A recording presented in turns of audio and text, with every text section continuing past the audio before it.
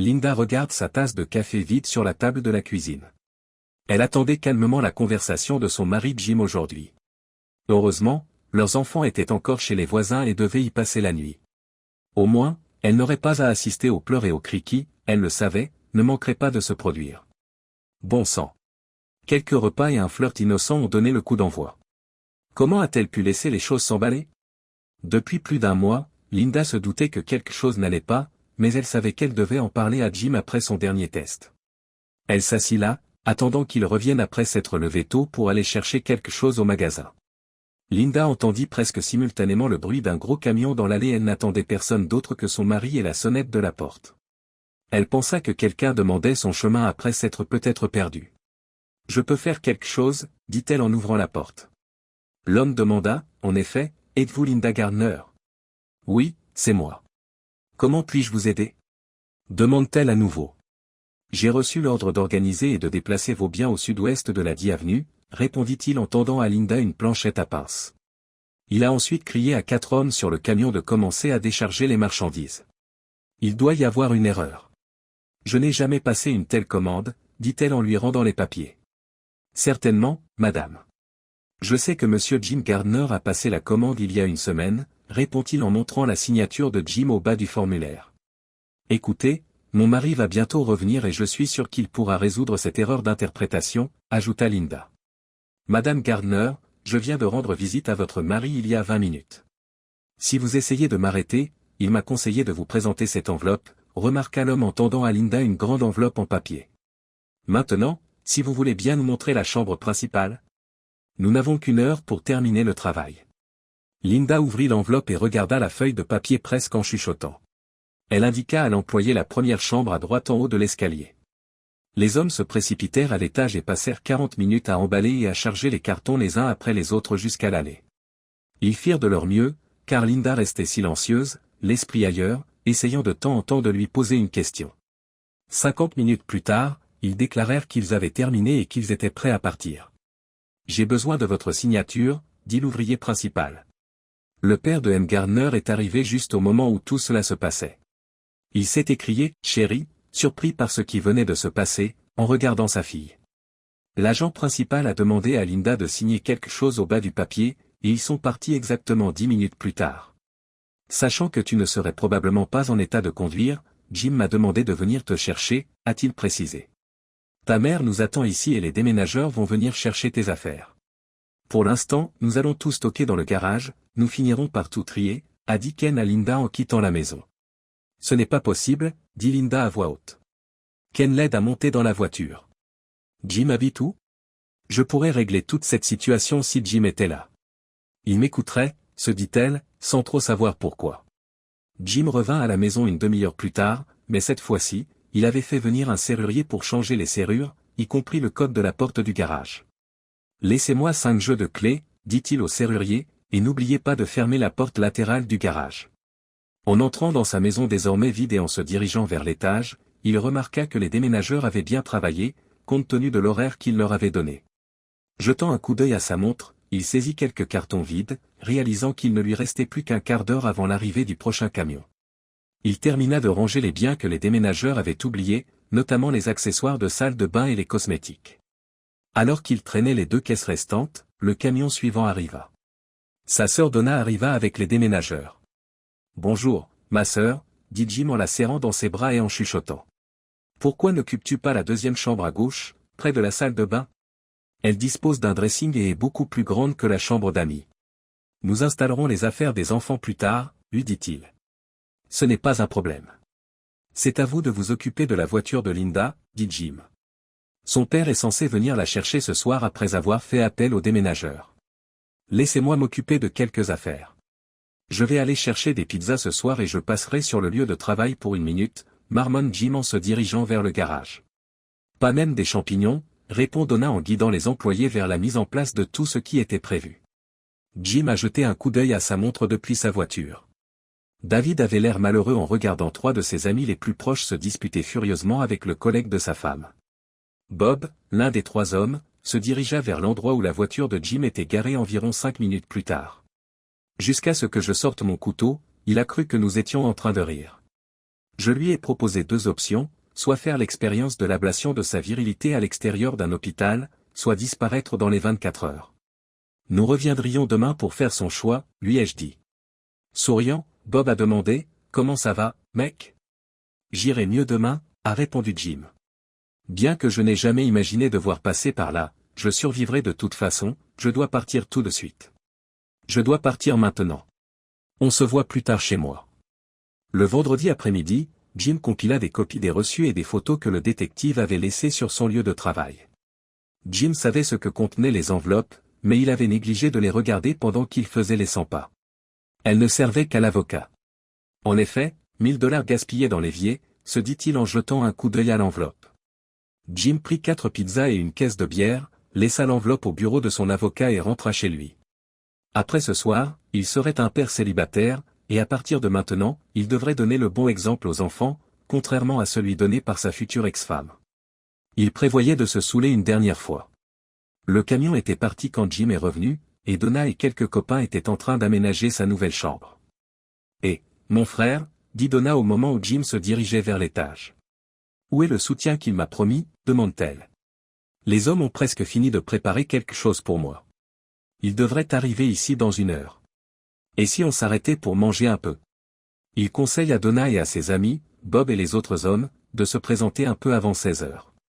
À 19 heures, tout le monde était assis dans la chambre de Donna, buvant de la bière et savourant la brise provenant de la fenêtre ouverte. Tout le monde sauf Jim. Donna a découvert son frère au sous-sol, en train de visionner d'anciennes vidéos de famille. Tout le monde est à l'étage dans ma chambre, nous avons tous mangé. Pourrais-je t'apporter quelque chose à grignoter? Demande-t-elle. Pas pour l'instant, Frangine, néanmoins, merci de m'avoir proposé, dit Jim. J'ai juste besoin d'un peu de temps seul. Voilà qui résume tout. Si tu as besoin de quoi que ce soit, dit Donna, je serai dans la cuisine. Elle embrasse son frère sur le dessus de la tête et part doucement en fermant la porte derrière elle. Je n'aurais jamais cru que cela arriverait, se dit Jim. Comment ai-je pu être aussi aveugle il y a un peu plus d'1 mois en réglant mes factures en ligne? Jim est tombé sur une charge d'examen à la clinique du quartier. Chérie, as-tu consulté un médecin? Appelant sa femme dans la cuisine en train de préparer le dîner, il est allé se faire vacciner à la B12, car il pensait avoir la grippe. Elle lui a répondu, mec, leurs tarifs sont ahurissants. Il se dit, 125 $ pour un vaccin AB12 avec assurance. Je devrais les appeler demain. Il y a manifestement une erreur sur la facture. Bien qu'il y ait réfléchi, il n'a pas trouvé d'erreur. Mettez-moi en relation avec le service de facturation. Lorsque Jim a appelé la clinique depuis son bureau le lendemain, l'accueil a demandé, comment puis-je vous aider? Bonjour. Il y a 2 semaines, ma femme Linda Gardner est venue vous voir, je crois que sa visite a été surfacturée. Elle a reçu 12 piqûres d'AB et a subi une évaluation normale, a-t-il expliqué. Compte tenu de l'assurance, nous n'aurions pas dû payer plus de 45 $ pour une facture de 125 $. Il y a eu une brève pause. Linda Gardner, c'est ça, demande l'agent de la réception. En effet, répond Jim. Monsieur, elle a reçu le vaccin AB12, mais elle a également subi des tests sanguins et d'autres tests, lui dit la réceptionniste. De quel type de test s'agit-il, demande-t-il. Merci, monsieur. Nous ne sommes pas autorisés à communiquer ce genre d'informations, a répondu la réceptionniste. Écoutez, je ne demande pas les résultats des tests, Linda est ma femme. Je suis simplement curieux de connaître les tests effectués, répond Jim, qui commence à s'agacer. D'accord. Puisque vous êtes son mari, il y a eu un test de grossesse et un examen sanguin approfondi. Eh bien, j'apprécie vraiment l'information. Je paierai entièrement le coût, remarque Jim après avoir pris connaissance de la réponse. Peut-on dire qu'il a failli avoir une crise cardiaque? Étant donné sa vasectomie, pourquoi diable Linda se soumettait-elle à un test de grossesse? Elle a eu leur 2e enfant et elle a tout de suite compris ce qui se passait. Linda a toujours eu du mal avec toutes les formes de contrôle des naissances. Elle était catégoriquement opposée à l'avortement et à la tentative d'avortement. C'est un meurtre, quel que soit votre point de vue, disait-elle à Jim après l'accident qui a donné naissance à leur 2e fille. L'intervention chirurgicale a permis de clore le débat sur l'avortement et d'éliminer la possibilité de futurs accidents. C'est du moins ce que Jim considérait jusqu'à récemment. 10 minutes plus tard, il était assis à son bureau, feuilletant les pages jaunes à la recherche d'un détective privé. Auparavant, il n'avait jamais eu de raison de mettre en doute la fidélité de Linda, Aujourd'hui, il ne savait plus quoi penser. Jim n'avait pas d'autre choix, même s'il n'avait jamais imaginé que surveiller sa femme coûterait aussi cher. Elle travaille toujours au bureau, elle rentre toujours à la maison à la même heure, à l'exception de la conférence sporadique de renforcement de l'équipe. Je deviens fou de savoir qu'elle me trompe, j'ai donc absolument besoin de savoir de qui il s'agit. Vous devriez commencer tout de suite, a-t-il indiqué à l'enquêteur. L'appel suivant de Jim a été adressé à un ami très cher, employé dans la division de Linda. Dan, lui dit-il. Jimmy Gardner à l'appareil. Elle commence, si tu veux bien me laisser te demander une grande faveur, je dois discuter avec toi en dehors du bureau. Je dois discuter avec vous en dehors du bureau. Pourriez-vous me retrouver après le travail au café de Tony? Très bien. Vous me verrez vers 5h30. Bien que Jim ne sache pas exactement comment aborder Dan avec ce genre de demande, il se dit que, compte tenu de leur amitié de longue date, une approche directe serait préférable. Il sirotait une bière. Je viens d'apprendre que Linda me trompait, dit Jim à Dan. Il semble que ce soit quelqu'un de son bureau. Je dois découvrir qui c'est, car cela dure probablement depuis au moins quelques mois. Dan est choqué. Linda ne t'aurait jamais traité de cette façon. Jim, il doit y avoir une erreur. Dan, il n'y a pas d'erreur. J'ai des preuves. Je dois simplement trouver qui c'est. Jim, nous dirigeons une petite entreprise et je connais la plupart des employés par leur nom, répond Dan. Il est vrai qu'il y a un flirt typique au bureau, mais rien de plus. Croyez-moi, deux gros débiteurs dans le bureau savent toujours s'il se passe quelque chose. Je vous appellerai si cela s'avère nécessaire. Je suis à l'écoute. Bien que Linda ait du mal à le croire, ce n'est pas aussi difficile que pour moi. Jim rétorque, les 3 jours suivants ont été terribles. Jim avait envie d'attraper Linda, de la secouer et de lui demander pourquoi, mais sa réponse n'avait plus vraiment d'importance. Leur vie sexuelle n'était pas extraordinaire, mais elle n'était pas horrible non plus. Ils se voyaient 2 fois par semaine à proximité l'un de l'autre. Compte tenu de leurs 2 enfants, Jim estimait que c'était une très bonne chose. Rien n'avait vraiment changé, car Linda refusait toujours de faire les choses que Jim avait toujours demandé et n'avait jamais dit quoi que ce soit de nouveau qu'elle voulait essayer dans la chambre à coucher. La seule chose qui lui vint à l'esprit fut qu'il n'avait pas fait l'amour ce soir-là, après que Linda soit rentrée chez elle à la suite de ses séminaires mensuels. C'était peut-être une coïncidence, mais il était maintenant à la recherche de quelque chose de bizarre. Habituellement programmées le vendredi après-midi dans un hôtel, les conférences duraient environ 2 heures. De nombreux membres du personnel sautaient le dîner et se rendaient directement au bar pour l'happy hour. Ces soirs-là, Jim emmenait les enfants manger un morceau ou s'arrêtait chez ses parents pour le dîner. Linda rentrait normalement à la maison vers 20h, mais il ne la voyait pas avant. Ces jours-ci, cherchant à comprendre pourquoi Linda avait commencé à le tromper, il remettait tout en question dans leur mariage. Dan lui demande si elle ne le trompait pas avec quelqu'un au travail tôt le vendredi matin. Il est très probable que David Collins, une nouvelle personne, soit impliqué. Il a commencé à travailler avec nous l'année dernière. Il y a des rumeurs selon lesquelles ils ont déjeuné ensemble plusieurs fois et qu'ils ont été vus en train de danser à l'heure de l'apéritif. C'est tout ce que j'ai pu trouver, explique Dan à Jim. Je sais que ce n'est pas exactement ce que vous espériez. Avec 2 d'entre vous, j'espère que vous pourrez vous en sortir. Mais je doute que ce soit le cas. Merci pour l'information, répond Jim. Jim appela le détective en utilisant le nom indiqué par Dan, ferma l'entreprise et rentra chez lui. Alors que tout ce qu'il voulait, c'était la jeter hors de la maison et continuer seul sa vie désormais brisée, comment diable allait-il jouer le rôle d'un mari normal et aimant? Linda et lui s'adonnèrent à leurs activités familiales habituelles, le jardinage, l'entraînement de football des enfants et la traditionnelle soirée cuisine du dimanche avec les voisins. Le samedi soir, Linda voulait rester soudée, mais Jim lui a conseillé de ne pas s'endormir car elle avait l'estomac un peu dérangé. Jim a remercié Dieu pour le lundi, il n'avait pas l'intention de la voir une fois qu'il aurait découvert la vérité. Le travail était maintenant son refuge, un endroit où il pouvait se détendre et mettre en route ses autres idées. Il était important de compléter les documents relatifs au divorce. Il s'est acquitté des frais et a choisi un avocat au préalable. Ils se sont mis d'accord pour demander un divorce sans faute. Ils demandaient un partage 50-50e de leurs biens sans pension alimentaire puisque Linda et lui travaillaient tous les 2. En revanche, il n'était pas négociable que Jim obtienne la garde de leurs 2 filles. Si Linda s'y opposait, il substituerait l'adultère comme motif de divorce et transmettrait les preuves de sa liaison à tous ceux qui la connaissaient. Il savait qu'en recevant les papiers, Linda deviendrait folle de rage, c'est pourquoi il avait déjà demandé et obtenu une ordonnance restrictive. Elle ne pouvait pas s'approcher à moins de 75 mètres de la résidence, mais elle pouvait appeler les filles. Le mardi, le détective privé a rassemblé les données, y compris les factures des chambres d'hôtel. Les 2 factures provenaient de l'hôtel où les conférences de Linda étaient prévues le vendredi. Le nom de David figurait sur les reçus. L'enquêteur disposait également d'images de surveillance montrant Linda et son petit ami se promenant main dans la main dans une chambre et, sur une photo, ils s'embrassaient même dans le couloir. Jim a affirmé qu'il ne souhaitait pas examiner ces images. Il a dit à l'enquêteur de tout mettre dans une enveloppe et de l'apporter à son bureau. Il a apprécié la rapidité du travail et a précisé que le chèque serait expédié le mardi.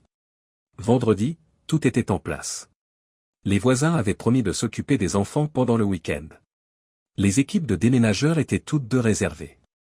Le serrurier devait avoir terminé son travail à 14 heures. Enfin, tous les documents devaient être terminés le lundi et envoyés à Linda le mardi après-midi. Linda n'a aucune idée de ce qui l'attend. Jim s'interroge et souhaite qu'il en soit toujours ainsi. L'histoire de Linda m'a fait regretter de m'être assis à la table de la cuisine. J'ai conseillé aux déménageurs d'attendre le retour de Jim lorsqu'ils se sont présentés à la porte, mais lorsque le déménageur principal m'a apporté une enveloppe, j'ai tout de suite su que Jim avait tout découvert, et que le paquet était un double du test de grossesse que j'avais fait à la clinique. À l'époque, j'avais d'abord supposé que j'étais atteinte de la maladie comme tout le monde, mais la sensation a persisté. Je n'avais pas de douleur corporelle. Simplement, je me sentais un peu ailleurs. Un matin, Carol a déclaré avec sarcasme, « On dirait que tu es à nouveau enceinte, Linda. » C'est la première fois que j'ai pensé qu'elle avait peut-être raison. J'avais récemment atteint la trentaine et je me sentais comme une vieille dame mariée lorsque David a commencé à travailler pour notre entreprise. Il a toujours été un jeune homme très gentil, je l'ai aidé à s'installer. Il sentait très bon et tout ça. Bien que David ait 5 ans de moins, il avait vraiment fière allure. Nous avons découvert que nous avions les mêmes goûts en matière de musique et de cuisine mexicaine. Peu de temps après, nous avons commencé à nous rendre au restaurant mexicain du quartier pour déjeuner ensemble et à nous retrouver autour d'une boisson après nos présentations.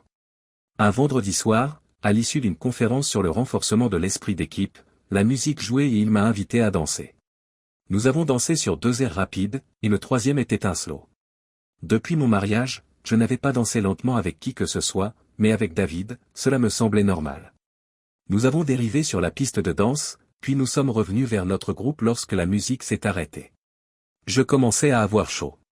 Son étreinte était plutôt réconfortante. Je me suis opposé à l'arrêt de la musique. Quelques bières plus tard, j'ai décidé qu'il valait mieux rentrer chez moi. Ce soir-là, j'ai failli sauter sur Jim. Non, je n'ai pas agi de manière irrationnelle. J'avais simplement très envie d'intimité et de beaucoup d'intimité. Je savais que j'aurais dû. Bien que j'ai apprécié d'être avec David, j'ai cessé de le fréquenter. À part la danse et quelques déjeuners, j'avais l'impression de n'avoir rien fait de mal.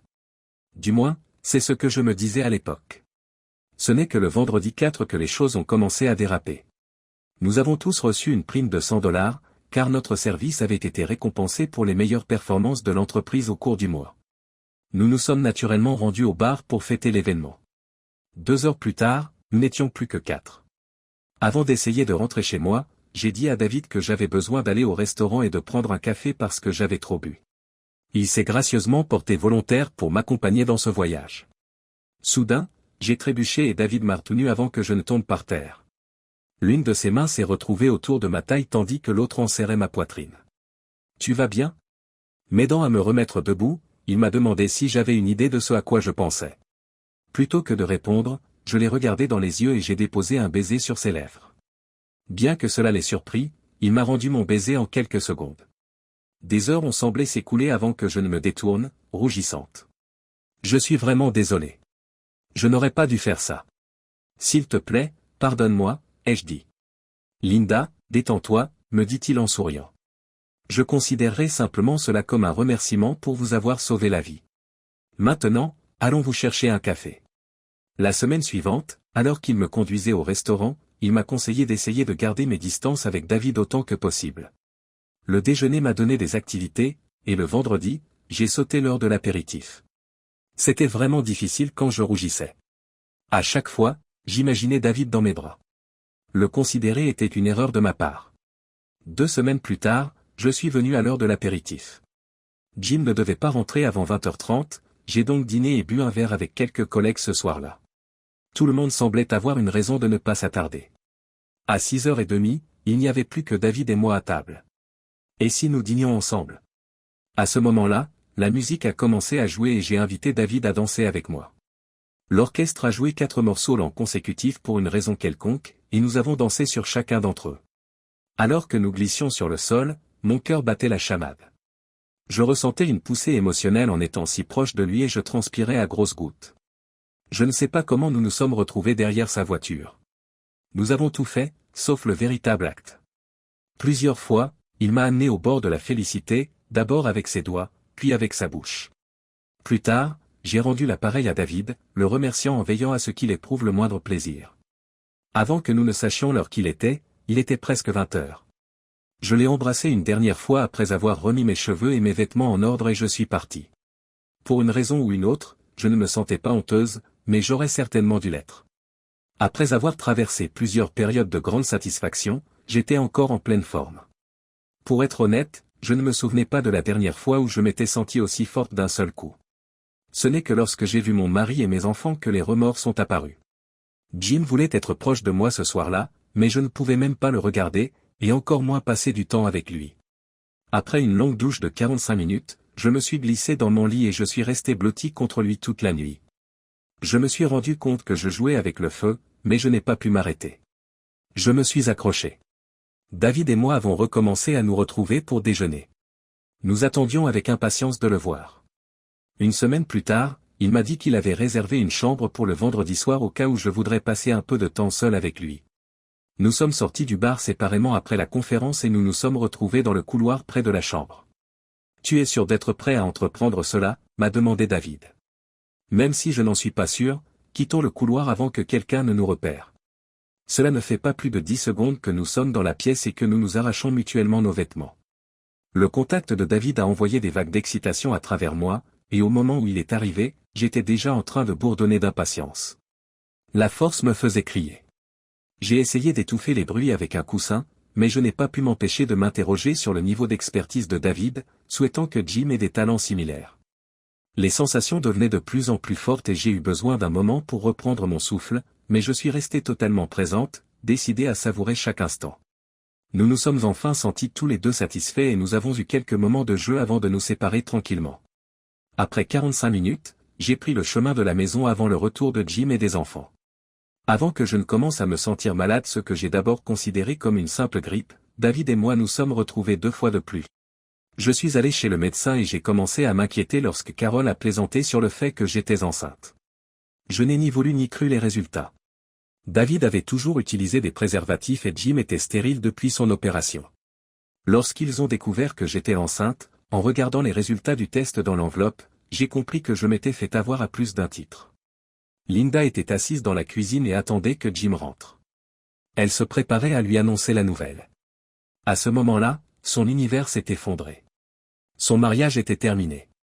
Dans la foulée, il est vite devenu évident que Jim avait l'intention d'obtenir sa part de chair de chacun d'entre eux. Il voulait que Linda souffre pour ce qu'elle avait fait à leur belle famille et que David quitte la ville, sans jamais revoir son visage. Sa sœur célibataire, Donna, a emménagé dans leur maison pour l'aider à s'occuper des 2 filles, pour le plus grand bonheur du ciel. Que savait-il de l'éducation des filles et de la gestion des problèmes féminins? Ses parents étaient toujours là pour l'aider, il savait que ce ne serait pas facile, mais ils s'en sortiraient tous. Le dimanche soir, Jim a installé les filles à côté de Donna et leur a dit que leur mère et lui avaient des problèmes et que tante Donna allait vivre avec eux pendant un certain temps. Jim les a informés que leur mère ne vivrait plus avec elle, mais qu'elle pourrait la voir quand elle le voudrait. Ils se sont tous serrés dans les bras et ont pleuré, mais Jim a trouvé qu'un grand bol de glace adoucissait la terrible nouvelle. Linda avait été assignée à résidence le mardi, et bien qu'elle ait appelé mon portable 20 fois, je n'avais rien à lui dire lorsqu'elle appelait à la maison. Donna a répondu quand Linda n'écoutait pas. Ma sœur a également essayé de lui dire que c'était fini. En plus de faire tout ce qui est nécessaire lors d'un divorce, je l'ai radié de mon assurance et de mon compte de retraite et j'ai annulé toutes nos cartes de crédit communes. Malgré tout, le mercredi, je l'ai laissé voir les enfants. Donna est restée jusqu'à ce que Linda parte après avoir emmené les filles voir leur mère chez mes parents. Linda a disparu jusqu'à ce que nous nous retrouvions tous dans son bureau avec les avocats. L'avocat de Linda s'est levé et a déclaré « J'allais partir » lorsqu'il a parlé de la garde complète des enfants pour Linda. Nous avons encore beaucoup à faire. Vous allez où? Il semble étonné. Je ne le dirai qu'une seule fois, ai-je répondu subtilement. En l'état actuel des choses, les conditions sont les suivantes. Linda a la garde physique, elle peut voir les enfants quand elle le souhaite. Elle est enceinte de quelqu'un d'autre, mes enfants ne verront pas naître son bébé illégitime. Si vous vous opposez à moi sur ce point ou sur n'importe quel autre, je ferai en sorte que le monde entier comprenne exactement quel genre de femme est ma future ex-femme. Alors, avant de recommencer à parler méchamment, réfléchissez bien. Après nous être retrouvés, nous avons pris le temps de nous calmer. Linda a admis qu'elle avait rempli les papiers et accepté toutes mes conditions. Jim, je suis vraiment désolé. Je ne sais pas pourquoi j'ai permis cela. Je t'ai toujours adoré. Je suppose que ce n'est pas assez, répondis-je alors que ma désormais ex-femme pleurait au moment où je partais. Depuis que vous êtes devenu si confus pendant ce séminaire de formation d'équipe, je me suis retourné et j'ai regardé Linda. Tu sais, pour un accident de travail, tu pourrais peut-être être payé par le cabinet. J'ai souri et je suis parti pour la dernière fois.